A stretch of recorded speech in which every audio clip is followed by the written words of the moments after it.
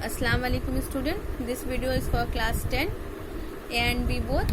ये उसने कहा कहानी से है जो हम लोग पढ़ रहे थे। ये वीडियो का दूसरा पार्ट है, ये वीडियो का पार्ट 5 है।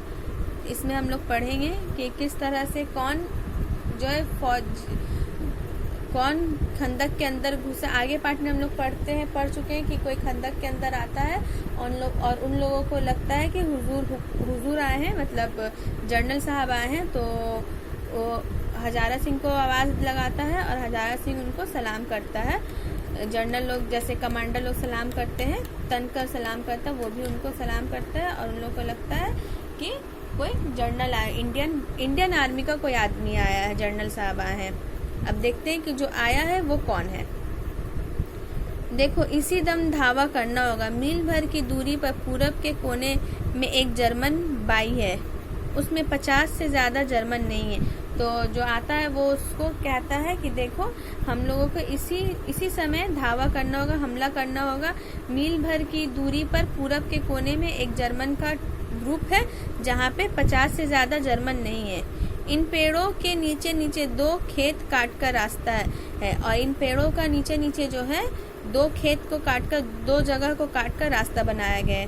3-4 घुमाव है और जहाँ जैसे जैसे जाना वो जाने का वे बता रहा है। 3-4 घुमाव है, जहाँ मोड़ है वहाँ 15 जवान खड़े कर आया हूँ।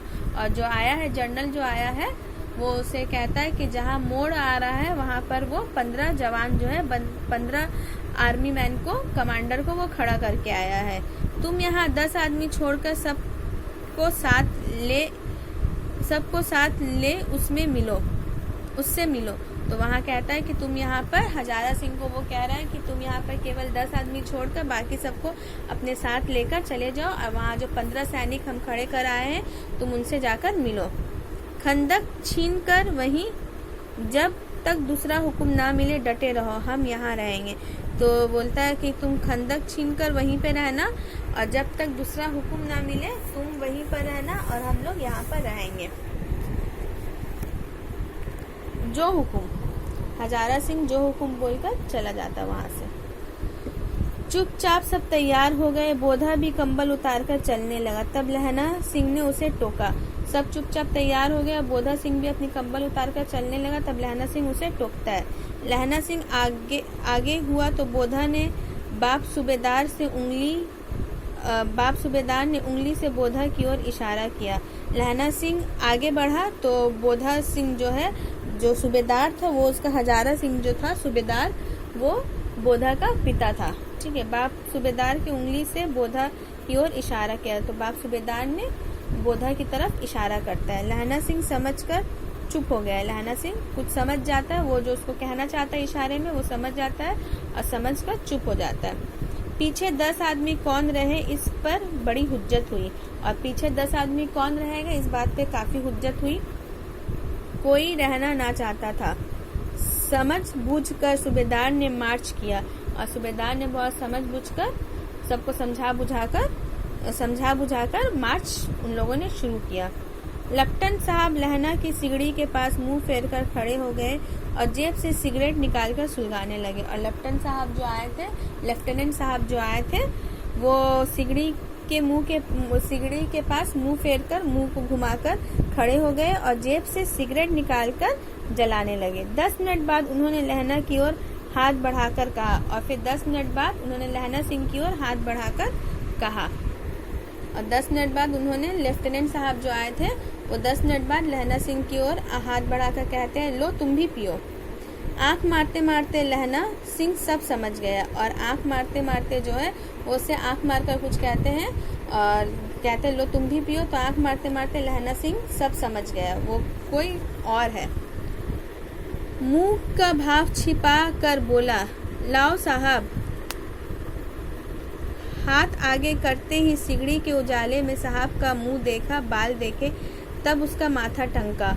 तो मुंह का भाव छिपाकर वो अपने एक्सप्रेशन को छिपाकर कहता है, लाओ साहब। हाथ आगे करते हुए सिगड़ी के उजाले में जो लेफ्टिनेंट साहब आए थे उसका मुंह देखा, बाल देखा, देखकर उसका माथा ठनक जाता है, उसको शक होने लगता है। लेफ्टिनेंट साहब के पट्टियों वाले बाल एक दिन में कहाँ उड़ गए और उनकी जगह कैदियों के से कटे हुए बाल कहाँ से आ गए। तो वो कहता है लेफ्टिनेंट साहब के पट्टियों वाले बाल जो है वो कहाँ उड़ गए, और एक दिन में कैदी जैसा बाल, कटे हुए बाल कहाँ से आ गए उनका। शायद साहब शराब पिए हुए हैं और उन्हें बाल कटवाने का मौका मिल गया। तो वो सोचता है शायद साहब जो है, लेफ्टिनेंट साहब जो है शराब पिए हुए हैं और उनको बाल कटवाने का भी मौका मिल गया है। लहना सिंह ने जांचना चाहा। लेफ्टिनेंट साहब 5 वर्ष से उसकी रेजिमेंट में थे और लहना सिंह को अब शक हो गया कि ये उन लोग का इंडियन आर्मी का लेफ्टिनेंट नहीं है, कोई बहरूपिया भेष बदल कर आया है। तो वो उसे जांचने के लिए, उसको परखने का सोच रहा था, क्योंकि वो लेफ्टिनेंट साहब को बहुत अच्छी तरह से जानता था और 5 साल से वो उसके ही रेजिमेंट में था। क्यों साहब, हम लोग हिंदुस्तान कब जाएंगे? लड़ाई खत्म होने पर। क्यों, क्या ये देश पसंद नहीं? तो यहाँ पे लहना सिंह और लेफ्टिनेंट का वार्तालाप हो रहा है। तो बोलता है, लहना सिंह बोल रहा है, क्यों साहब, हम लोग हिंदुस्तान कब जाएंगे? तो जो लेफ्टिनेंट बनकर आया है वो कहता है लड़ाई खत्म होने पर जाएंगे। क्यों, तुमको ये देश पसंद नहीं? नहीं साहब, शिकार के वे मजे यहाँ कहाँ। याद है पर साल नकली लड़ाई के पीछे हम आप जगधारी जिले में शिकार करने गए थे। तो बोलता नहीं साहब, शिकार का वो मजा यहाँ कहाँ। याद है आपको पिछले साल हम लोग नकली लड़ाई के पीछे आप और हम जगधारी जिले में शिकार करने गए थे। हाँ, वही जब आप खोते पर सवार थे और आपका खानसामा अब्दुल रास्ते में एक मंदिर में जल चढ़ाने को रह गया था। तो वो कह रहा था कि हाँ, वही ना, जब आप खोते पर सवार थे और आपका खानसामा मतलब बावर्ची को बोलता, जो खाना बनाने वाला होता है अब्दुल रास्ते में एक मंदिर पर जल चढ़ाने के लिए गया था। तो यहाँ पे ये चीज ध्यान दीजिएगा आप लोग स्टूडेंट्स। खानसामा अब्दुल जो है एक मुस्लिम नाम है और वो मंदिर पे जल चढ़ाने क्यों जाएगा, ये चीज को ध्यान देना, ठीक है। वो मंदिर पे एक मुस्लिम नाम है, एक मुस्लिम आदमी मंदिर पे जल चढ़ाने के लिए क्यों जाएगा। तो यहाँ पे ये उसको फंसाने की चाल में, लेफ्टिनेंट को फंसाने की चाल में उसको परखने के लिए ये सब कुछ लहना सिंह कह रहा है।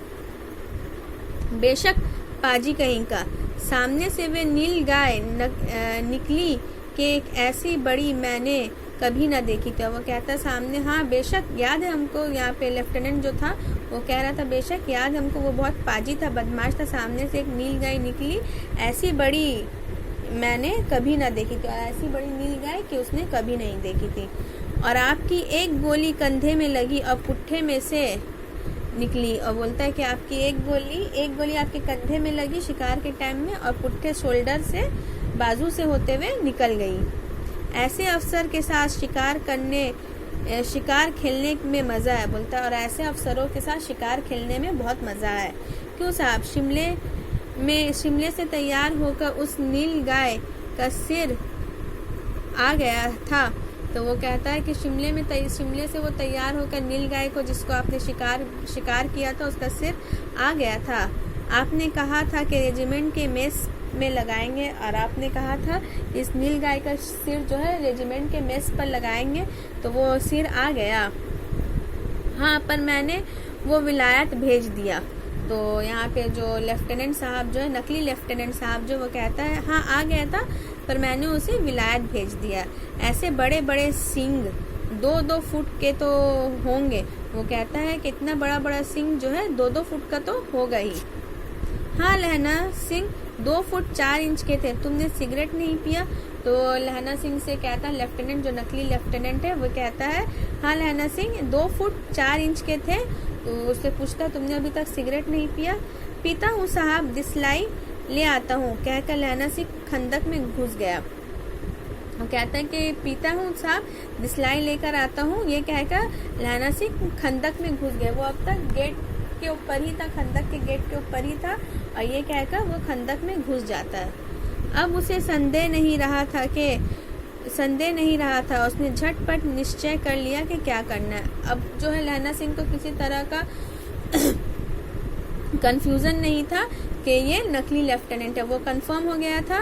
ये सारी गलत गलत कहानियां कहकर वो कंफर्म हो गया था कि ये नकली लेफ्टिनेंट है, और वो झटपट निश्चय कर लिया कि अब उसे क्या करना है। वो फैसला कर लिया कि उसे क्या करना है। अंधेरे में किसी सोने वाले से वो टकराया, और अंधेरे में वो किसी सोने वाले, कोई सो रहा था उससे वो टकराया। कौन? वजीरा सिंह। वो कहता है कौन? वजीरा सिंह। हाँ, क्यों लहना, क्या कयामत आ गई, जरा तो आंख लगने दी होती। तो कहता है हाँ, हम वजीरा सिंह हैं, क्या बात है लहना, क्या ऐसी कयामत आ गई है, ज़रा तो तुम मुझे सोने दे देते। तो ये कहानी का भाग 3 जो है कंप्लीट हो गया। अब हम लोग भाग 4 में आगे पढ़ेंगे। ओके, ये इस वीडियो में इतना तक ही। नेक्स्ट वीडियो में हम लोग भाग 4 आगे बढ़ेंगे। ओके, अल्लाह हाफिज़।